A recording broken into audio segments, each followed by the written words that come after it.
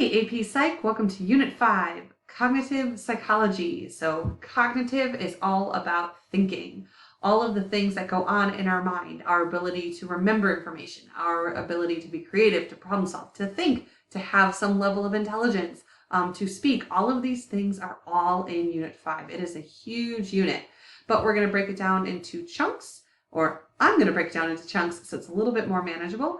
And that first big chunk, the first whole half of this unit, is memory. So this is Unit 5, Lecture 1, Intro to Memory.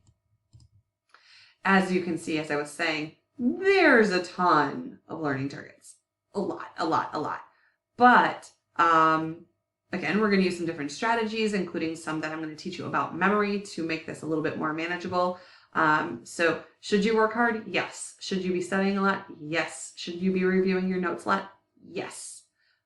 But just like everything else, we'll tackle it one thing at a time until we can make sure we feel comfortable with the material. So memory is any indication that learning has persisted over time. So persisted, continued, lingered, stuck around over some amount of time. That amount of time could be 30 seconds. That amount of time could be 5 minutes, a week, a couple months, a couple years, your lifetime. It depends. It depends on the type of memory. But the core definition here doesn't change. Anytime you've learned some sort of information or had some sort of sensory experience that you retain at all, we call that memory. So this is our ability to encode, store, and retrieve information. I'm going to break that down a little further on the next slide. So these three parts, this is just a graphic to kind of help you organize your thought process on this. All of these three things that I just got done talking about are a sequential process. They have to go in order. We cannot bring back information if we haven't learned it. We cannot store information if it has not yet come into our brains in the first place. So it is sequential. It must go in this order. If we think of this like a computer metaphor, encoding is the data entry. It's the information coming in. Storage is like your flash drive or maybe your Google Drive or like whatever cloud that you're saving your information on. And then finally, retrieval is like opening up the file and seeing it on your computer screen in order to use it again. This is a metaphor. This is not literally how our brain works. There's no little computer in there. There's no little person, despite what the movie Inside Out shows us. There's no little person working their magic up in there. It's somewhat philosophical in the sense that really everything in this unit, but with memories, it's not necessarily something you can pinpoint and say, there it is in the brain. Okay, there are certain regions where we can kind of see the brain light up when we think about certain things, but these are somewhat intangible concepts that psychologists have worked to design frameworks for to make them more tangible. On this next slide, I'd like you mostly to play along. It might tell you to write something down, but just more think to yourself. So tell me your memories. Write down or think through all the things that come to mind when you hear the word yellow. You can pause me if you need to. Now think about, what did you do on your last birthday? Got it? Do you remember? And now think to yourself, who is this character? Hello.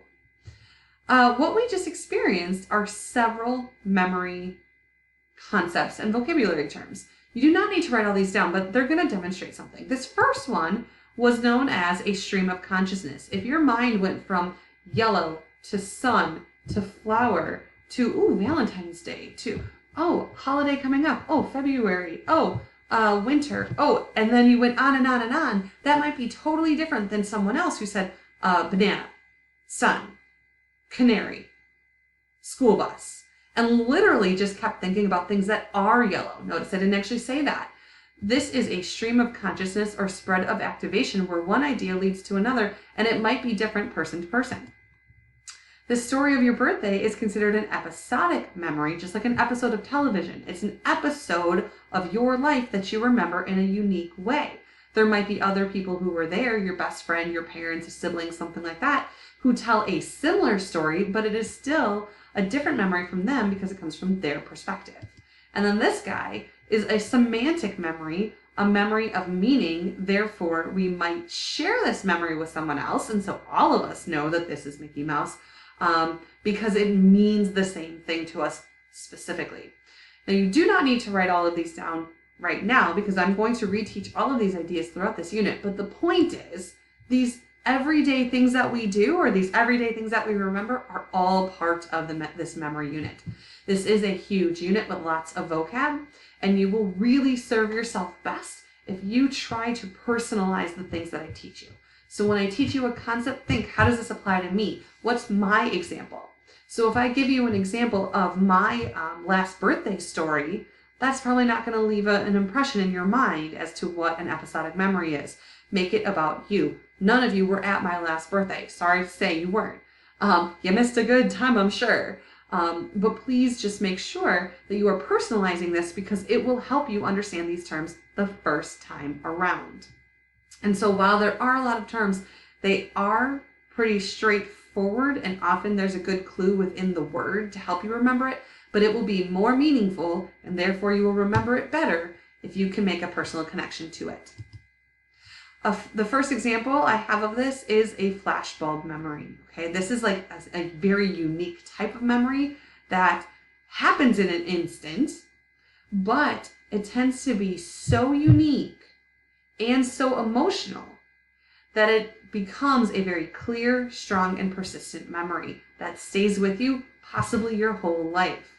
We have to be careful with flashbulb memories though, because they are not free from errors.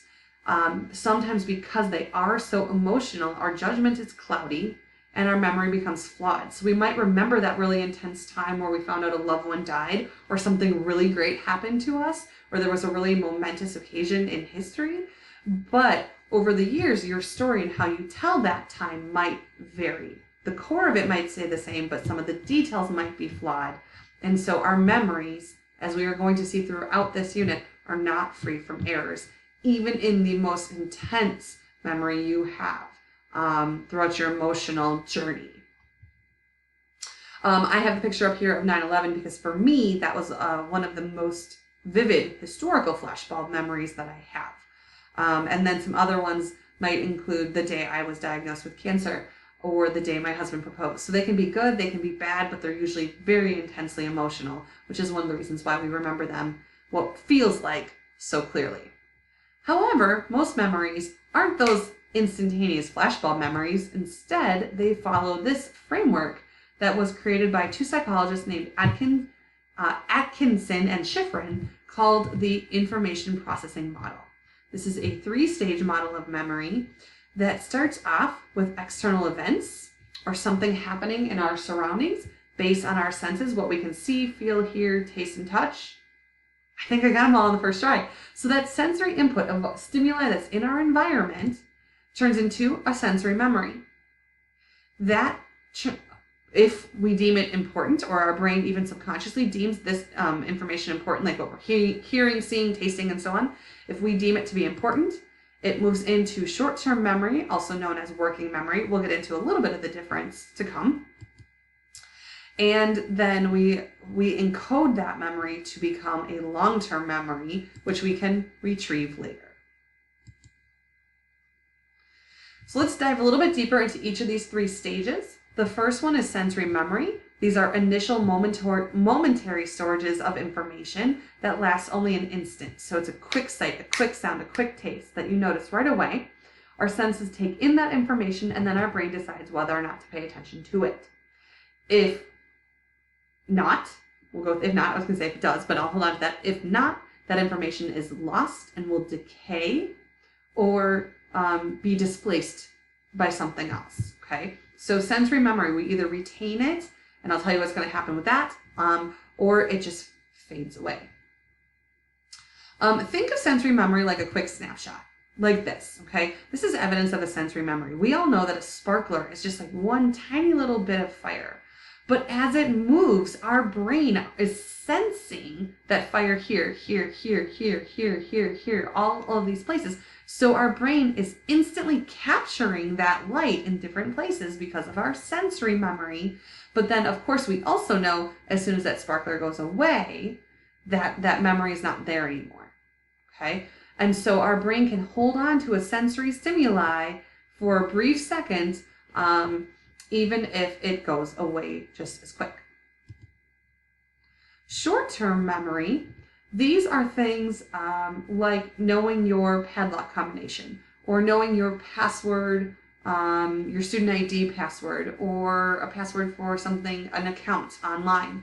And so our short-term memory typically holds meaningful information for a short time, like less than 30 seconds. It is a limited capacity, or it is believed to be a limited capacity thing. I believe it was George Miller, and I'm going to follow up on that in another lecture, that stated the average short-term memory holds roughly 7 items, and that he has run many, many tests, and there's been replicated research that does prove that for most people, they can only hold about 7, give or take 2 items, pieces of information in their short-term memory at any given time. Also, you might be thinking to yourself, no, Mr. Ross, I can totally hold on to more than that. Yes, if we use mnemonic devices or things like chunking, where we are grouping information into certain clusters that have more meaning, or we rehearse or repeat that information, sometimes we can hold more. And that rehearsal and repetition is what we need. We need to use that memory, manipulate that memory, keep it active to transfer it into long-term memory, which is next. Long-term memory, the third phase of the information processing model, is when that information is stored on a relatively permanent basis. I'd like you to underline that relatively permanent basis, or the relatively permanent part of that phrase, because that's it's relatively permanent because it's a matter of context. Long-term memory could be that you remember what you had for lunch yesterday, or even today. So that event has already passed. That immediate working memory, that immediate sensory memory has passed, but you can still retain it. Will you remember what you had for lunch 3 weeks from now? Probably not. But relatively speaking, that memory has stuck beyond that moment of learning the information. Again, it could be 5 minutes, it could be a week, it could be a month, it could be years. And so that's why we say it's relatively permanent. Psychologists have determined, at least up to this point, that it appears that our long-term memory is limitless. So you have an unending ability to learn and learn and learn and learn and learn, and your brain or your memory will not fill up. Your metaphorical brain, not literally your brain. And really what's happening in long-term memory is information is filed and coded so we can retrieve it when we need it. That's the whole point of long-term memory, so we can access it later. And while this is a widely accepted model, there are some problems with it. Psychologists have not, not psychologists, this framework does not necessarily include information that might be learned or that might go straight into long-term memory, like with a flashball memory or a memory that you develop by actually doing, or like a procedural memory because you've done an activity or a motion over and over, some muscle memory where it's come in different ways.